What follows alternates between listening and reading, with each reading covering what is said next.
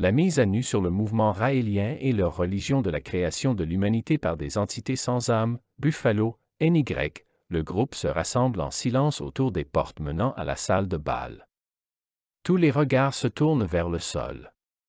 Cela fait 12 heures que nous avons cessé de manger, de parler, d'utiliser la technologie, de faire l'amour et de nous regarder dans les yeux. Une fois les portes ouvertes, un flot tranquille de musique méditative s'est déversé de la salle de bal. Les raéliens et moi-même sommes entrés, un par un, avec 6 guides raéliens de chaque côté. Vêtus de longs vêtements blancs de la tête aux pieds, chaque guide souriait, son visage éclairé par les bougies qu'il tenait dans la paume de sa main. Il n'est que 8 heures du matin, c'est le premier jour de l'Académie du Bonheur.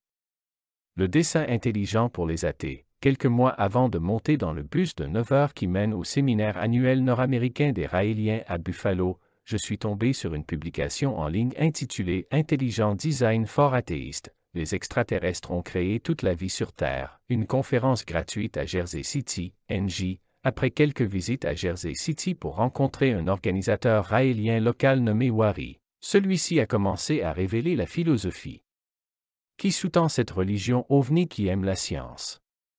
Un petit homme d'une trentaine d'années. À la carrure trapue et aux cheveux gominés, Wari m'a accueilli avec enthousiasme. Son t-shirt vert militaire arborait un logo jaune vif, l'emblème officiel du mouvement raélien, l'étoile de David, entrelacée d'une croix gammée. « Ne vous inquiétez pas, me dit-il, cela n'a rien à voir avec les Juifs. Cela n'a rien à voir avec les Juifs ou les nazis. L'étoile pointe vers le haut et vers le bas, ce qui représente l'infini. Et la croix gammée? Elle représente le temps, qui est cyclique, il ne se termine jamais, il ne fait que changer. C'est le logo que Raël, le fondateur du mouvement, a vu sur le vaisseau spatial lors de sa première rencontre avec un ovni en France. Wari a posé les bases. Il n'y a pas de « Dieu », dit-il, mais seulement des « Elohim ». Selon l'enseignement raélien, la véritable traduction d'Elohim est « ceux qui sont venus du ciel ». Les Elohim sont un groupe de scientifiques extraterrestres qui ont intelligemment conçu la race humaine. En 1973, Claude Vorillon, journaliste français de 27 ans spécialisé dans les voitures de sport, a fait une rencontre avec l'un de ces êtres extraterrestres qui a changé le cours de sa vie. « Écoute-moi attentivement », dit Yahvé, l'extraterrestre, à Claude, qui se souvient de cette rencontre dans son livre Intelligent Design. Tu parleras de cette rencontre à tous les êtres humains. Mais tu leur diras la vérité sur ce qu'ils sont et sur ce que nous sommes, lui dit l'extraterrestre. Claude reçoit le nom de Raël et commence à diffuser le message. En 1975, Raël affirme avoir été emmené sur la planète des Elohim, où il lui a été révélé que Yahvé est son père biologique et que Jésus est son demi-frère. Des années plus tard, des adeptes en Asie ont commencé à se référer à lui comme le Maitreya, qui, dans la foi bouddhiste, est le nom de l'être promis qui sera le successeur du Bouddha. Les Raéliens ont une mission particulière sur Terre, créer une ambassade pour les Elohim afin que, lorsque ces scientifiques de l'espace reviendront, ils aient un endroit où se mettre au travail afin d'offrir des conseils pour l'avancement de l'humanité. Des décennies plus tard, à 73 ans, Raël est toujours le visage de l'une des religions ovni les plus controversées, perplexes et fascinantes au monde, qui revendique plus de 90 000 membres dans 90 pays, bien que les sceptiques soupçonnent que le nombre soit plus proche de 20 000. C'était une histoire fascinante. Mais une religion? Pour séduire un groupe d'athées, ce Raël doit être très convaincant, il était différent. Il était très impressionnant, a déclaré M. Wari. On pouvait voir que quelque chose l'avait touché si fortement qu'il disait « c'est comme ça et c'est comme ça que ça devrait être ». Raël, le messager à la peau bronzée et à la robe blanche, parle lentement et intentionnellement, sans jamais manquer de charisme ou d'autorité. Il sait comment manipuler une foule. Raël correspond parfaitement aux critères modernes de la façon dont vous agiriez si quelqu'un vous disait « j'ai besoin que vous transmettiez ce message à l'humanité, allez-y, faites-le », a déclaré M. Wari. Suzanne J. Palmer, sociologue des religions, dresse cependant un portrait contradictoire de Raël. Il n'est pas très instruit et n'écrit pas très bien non plus, dit-elle. Mais il a certainement des qualités de leader. Il est très intense et enthousiaste, et en fait très créatif. Palmer est l'auteur de 12 livres sur les nouveaux mouvements religieux, dont Alien Adored, Raël SUFO Religion. Ayant passé 15 ans à observer et à écrire sur les Raéliens, beaucoup la considèrent comme une experte du mouvement. Bien que doux d'esprit, Raël est assez impitoyable lorsqu'il s'agit d'expulser les dissidents et de les démarquer, a déclaré Madame Palmer. Il est une sorte de paradoxe intéressant, il est difficile de le comprendre, dit-elle. Wari a transmis le contact de son guide, Casio Perrier, un Raélien de niveau 4. L'échelle, basée sur le leadership et l'implication organisationnelle de chaque membre, va jusqu'à 6, les Raéliens de niveau 5 servant d'évêque. Raël, le messager des Elohim, est seul au niveau 6, l'Académie du Bonheur, les Raéliens sont partout sur Internet. On y trouve de nombreuses informations sur leur philosophie de l'amour libre, sur la couverture médiatique sensationnelle de leurs réunions et sur leur organisation de clonage humain, Cloned. En 2002, les Raéliens ont affirmé avoir cloné le premier bébé humain, Ève, ce qui a suscité un émoi médiatique international. Il y avait beaucoup à demander à Casio, le guide raélien de France qui travaille comme massothérapeute à Boston. Que diriez-vous à quelqu'un qui est, disons, préoccupé par certaines croyances ou pratiques raéliennes? Demandai-je maladroitement à Casio. Quoi, à propos du culte du sexe, a-t-elle demandé? J'ai haussé les épaules, rougissant d'un rire nerveux. Nous sommes ici pour être heureux. Nous essayons de sauver l'humanité si elle peut être sauvée, d'une manière qui apporte l'amour et la paix, dit-elle. Le culte du sexe est l'une des images, car nous sommes tous attachés à la liberté. Les journalistes ne s'intéressent qu'à une chose, aux libertés, donc ils font des orgies. Si vous venez à Happiness Academy, vous verrez par vous-même. Ce n'est pas du tout comme ça. 9 heures plus tard, j'étais à Buffalo pour la 2019 North American Happiness Academy. L'hôtel Millennium Buffalo était chaleureux et accueillant en ce dimanche soir pluvieux du nord de l'État de New York. Les gens se déplaçaient rapidement à l'intérieur de l'hôtel. C'est par là qu'on arrive à la Happiness Academy, oui, venez, a-t-on répondu, en entrant dans une pièce où se trouvaient d'autres personnes âgées et d'autres accents franco-canadiens. Casio a été la première à m'accueillir à l'intérieur en me serrant dans ses bras et m'a guidé jusqu'à la table d'inscription. Elle m'a présenté aux personnes présentes dans la salle. Nous avons un espion parmi nous, dit-elle. Après une soirée dansante improvisée sur Celebrate de Kool and the Gang, les Raéliens se sont installés pour le premier enseignement de Raël. Il ne participera pas au séminaire en personne. Ces enseignements seront diffusés sur un écran de projection. Une centaine de Raéliens ont participé au séminaire, venant de partout, Floride, Utah, Minnesota, et de quelques pays étrangers. La plupart d'entre eux étaient cependant canadiens. À quoi dois-je m'attendre cette semaine? Ai-je demandé. L'amour et le bonheur, a répondu un Raélien. Après les cérémonies d'ouverture, les Raéliens ont rejoint leur chambre, entamant un jeûne de 24 heures. Je me suis faufilé de l'autre côté de la rue pour me rendre au Mixitaco local. Je n'avais pas mangé de la journée. Il me faudrait un jeûne de 23 heures. Matin, danse nue et méditation. L'entrée dans la salle de bal avec les guides raéliens a été une véritable douche froide. Le groupe s'est assis de manière détendue dans la salle de bal faiblement éclairée, se laissant bercer par la mélodie de trance qui filtrait des haut-parleurs. C'est alors que surgit du coin de la salle Jasmin, la guide sud-coréenne. Elle était nue, à l'exception d'un sous-vêtement couleur chair et d'un tissu translucide en filet qu'elle drapait sur son corps. Elle a exécuté une danse d'interprétation sous le regard silencieux de la foule.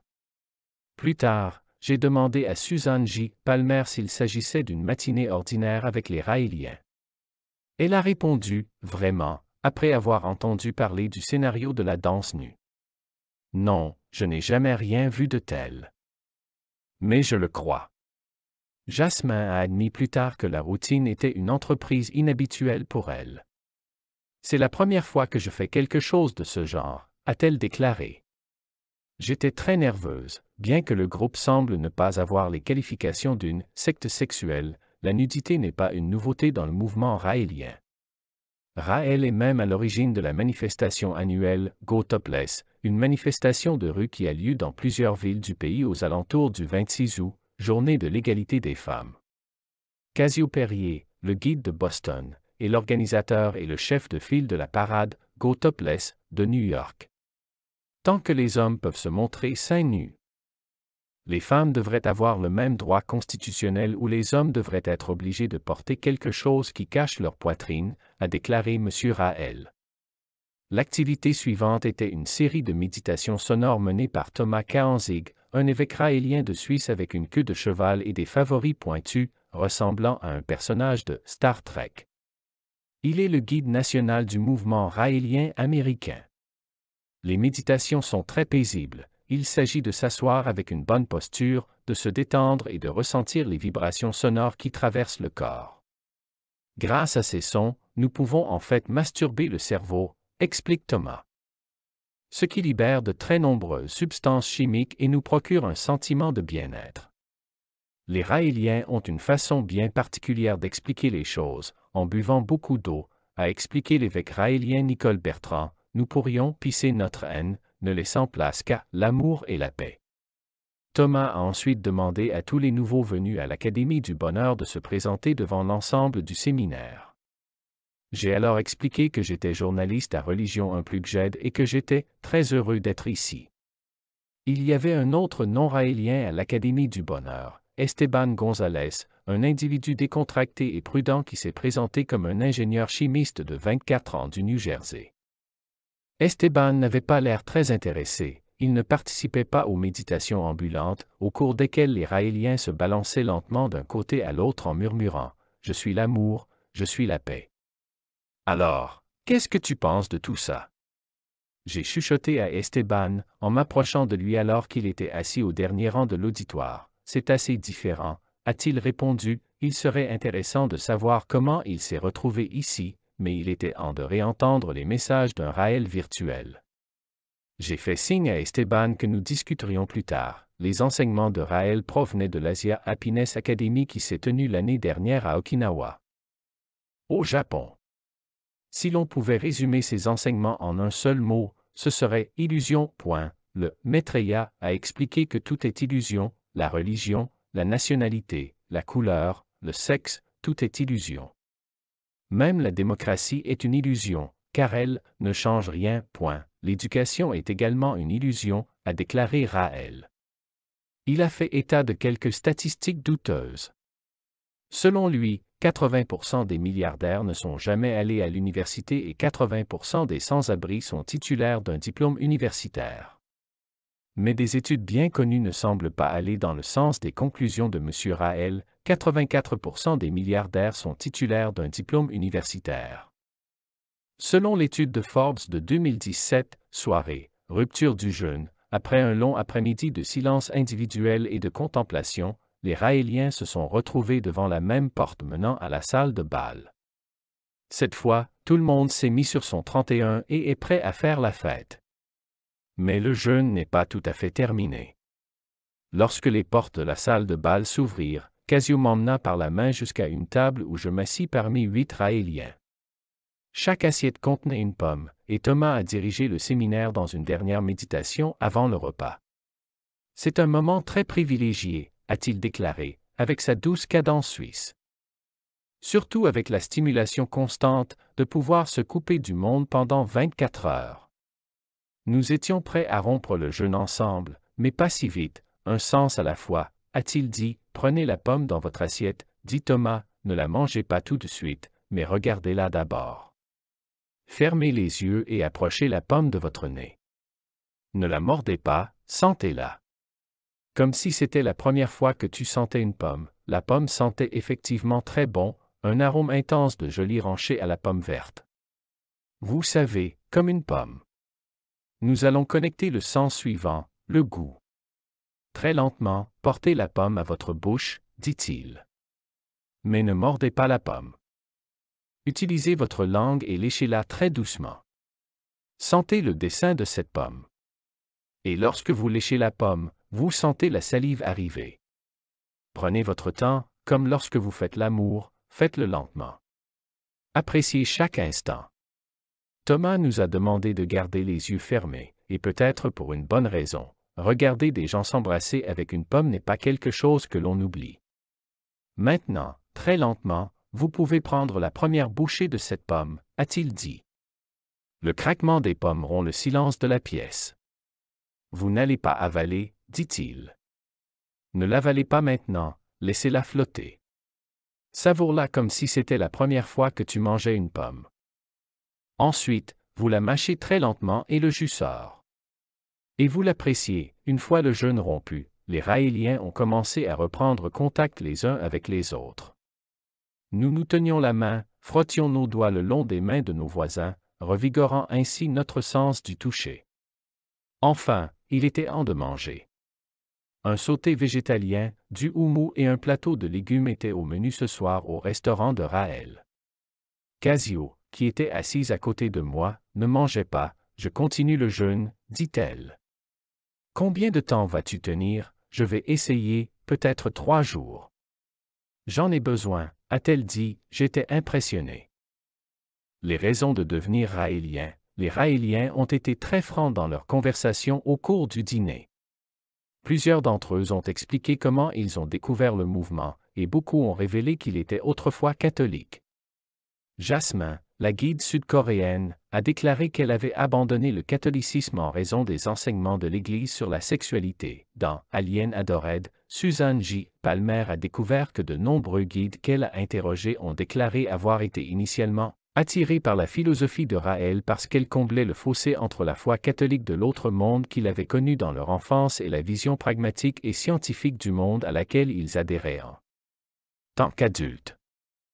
En 1998, Raël, à la demande des Elohim, a créé l'Ordre des Anges de Raël, un ordre exclusivement féminin qui les préparait à accueillir les extraterrestres à leur arrivée, à jouer le rôle d'hôtesse, de compagne et d'amante pour les visiteurs extraterrestres. Palmer a observé que cet ordre semblait attirer de nombreuses jeunes femmes ex-catholiques. L'Ordre des Anges de Raël a touché une corde sensible, évoquant des souvenirs d'enfance de religieuses, le romantisme et le mystère du cloître, écrit Palmer. L'un des sujets de Palmer a expliqué, « Quand j'étais jeune, j'ai été élevé comme une catholique et j'aurais donné ma vie pour Jésus. Lorsque j'ai entendu parler des Elohim, j'ai décidé de les suivre et de donner ma vie pour eux, si nécessaire. » Qu'est-ce qui a donc attiré Esteban, l'ingénieur chimiste de 24 ans qui n'a jamais eu d'antécédents religieux? Ce genre de choses me semble, vous savez, avoir fait mouche, a déclaré Esteban après avoir passé le reste de la semaine à l'Académie du Bonheur. Plus je lis, plus je me dis que c'est tout à fait dans mes cordes, étant donné que je travaille dans le domaine de la science. Je ne sais pas ce que vous avez ressenti en tant que journaliste, peut-être pas sans cette exposition au domaine. Ce qu'ils disent a du sens, a-t-il ajouté. J'ai découvert qu'Esteban et moi avions été introduits au mouvement par l'intermédiaire de notre ami raélien Wari, à Jersey City. Je ne sais pas pourquoi cet événement s'est imposé à moi, a déclaré Esteban. Je voulais rencontrer des gens différents qui avaient des idées différentes. J'avais ces idées en tête, mais je n'avais jamais trouvé un groupe de personnes qui, vous savez, avaient les mêmes idées. Jusqu'à maintenant, bien qu'il ne soit pas tout à fait sûr de rejoindre officiellement le mouvement, il a été impressionné par Raël. C'est une personne authentique qui parle de sa propre expérience, a déclaré Esteban. Ce qu'il dit la plupart du temps est très compréhensible, et je pense que beaucoup de gens sont malheureusement pris dans cette réalité dans laquelle nous sommes nés. Les gens ne se posent pas beaucoup d'autres questions. La séparation avec les Raéliens, les gens commençaient à se retirer pour la nuit, même si quelques Raéliens jouaient encore du bongo dans la salle de bal. Thomas et moi sommes allés dans le couloir pour une interview. Il est raélien depuis 25 ans maintenant, mais il a été élevé en Suisse par un père athée et une mère protestante. C'est en Suisse qu'il a découvert les messages. J'ai lu les 2 premiers livres en une nuit, raconte-t-il. Je n'ai pas été convaincu. C'était ou simplement logique. Vous voyez, nous découvrons que nous sommes des Raéliens, nous ne le devenons pas, nous l'avons toujours été. Selon Thomas, Raël parle comme seul un prophète peut parler, et sa nature sans filtre, souvent politiquement incorrecte, est ce dont le monde a le plus besoin. Tout le monde a toujours peur d'offenser quelqu'un, mais nous devrions pouvoir rire de tout, a-t-il déclaré. Nous avons besoin de gens qui soient offensifs, alors que beaucoup considèrent comme offensant le go topless and swastika réhabilitation day ou même le fait de protester contre l'hymne national. Thomas pense que ces actions et d'autres actions raéliennes sont nécessaires pour réveiller l'humanité. J'ai demandé à parler brièvement de Baby Eve. Thomas a souri et s'est avancé d'un signe de tête en rassemblant ses idées. Au début, après la brebis Dolly, il s'agissait d'un projet philosophique. Il n'y avait pas d'opération de clonage. Mais ensuite, la presse s'est emparée du sujet. En 1999, le docteur Brigitte Boisselier, une raélienne, est venue voir Raël et lui a dit « Je veux que ce soit plus qu'une idée philosophique, point ». Raël lui a donné le feu vert, explique M. Thomas, mais a veillé à ce que l'entreprise ne soit pas raélienne. Le mouvement raélien soutient la technologie du clonage, car elle constitue le premier pas vers la vie éternelle, non pas la vie éternelle mystique, mais la vie éternelle scientifique, en ce qui concerne les opérations de clonage. Cependant, Raël n'en a jamais fait partie. Ne demandez pas aux Raéliens, a-t-il déclaré. Thomas croit-il donc que l'entreprise a réellement cloné le premier être humain? Oui, répond-il. Je fais davantage confiance à Brigitte qu'à n'importe quel média. Les gens disent « Pourquoi ne donne-t-elle pas plus de preuves et d'informations ?» Eh bien, regardez les conséquences juridiques pour elle. Le clonage humain reproductif et thérapeutique est un crime contre l'espèce humaine en France, pays d'origine de M. Boisselier. Il est passible d'une peine pouvant aller jusqu'à 30 ans d'emprisonnement et s'applique aux citoyens français du monde entier, quel que soit le lieu où le clonage est effectué, selon Thomas. Ce n'est qu'une question de temps avant que nous ne rencontrions Ève. Une fois qu'il n'y aura plus de menaces légales pour les personnes impliquées, une fois que nous pourrons avoir une discussion rationnelle à ce sujet, ce ne sera plus qu'une question de temps, a-t-il déclaré. Il était temps pour moi de rentrer à New York. Vous partez si tôt, me demande Daniel Turcotte, un grand Canadien français à la tendresse dominante, en me massant amicalement les épaules. Daniel est le guide continental nord-américain et l'assistant de Raël pour le projet d'ambassade Elohim. Tu vas rater tous les bons moments, dit-il en souriant et en faisant un clin d'œil, l'avenir du mouvement. La prochaine étape pour les Raéliens n'est pas toujours évidente. L'expérience m'a appris qu'il est impossible de prédire ce qui se passe avec les nouvelles religions, explique Palmer. Chaque fois que je fais une prédiction, je me trompe presque toujours. On ne sait jamais ce qui va se passer. Raël lui-même a prédit que les Elohim reviendraient dans un avenir proche. Dès 2035, s'ils ne reviennent pas, il pourrait y avoir un problème, a déclaré Suzanne J. Palmer. Ils devront revoir leur scénario apocalyptique. Si Raël meurt, il pourrait y avoir une lutte pour le leadership. Ce sera un enterrement inhabituel, a-t-elle déclaré. Mais j'ai eu une conversation avec Raël une fois où il a dit qu'il était immortel. Pour les Raéliens, une mort humaine ne signifie pas nécessairement que Raël est mortel. Son corps peut mourir ici et il est immortel avec son autre corps sur une autre planète, a-t-elle déclaré. Si la vérité est souvent plus étrange que la science-fiction, alors les religions ovnis comme le mouvement raélien peuvent souvent être encore plus étranges que la science-fiction, dit Palmer dans son livre sur les Raéliens. En attendant, le mouvement raélien va poursuivre son projet de construction d'une ambassade pour les Elohim, qui sera un bâtiment physique sur un terrain extraterritorial, comme d'autres pays ont des ambassades dans des pays d'accueil, a expliqué M. Thomas. Nous sommes en contact avec différents pays à ce sujet. L'ambassade est un signe, montrant que l'humanité est prête à accueillir nos créateurs, de sorte que le retour des Elohim est entre les mains de l'humanité.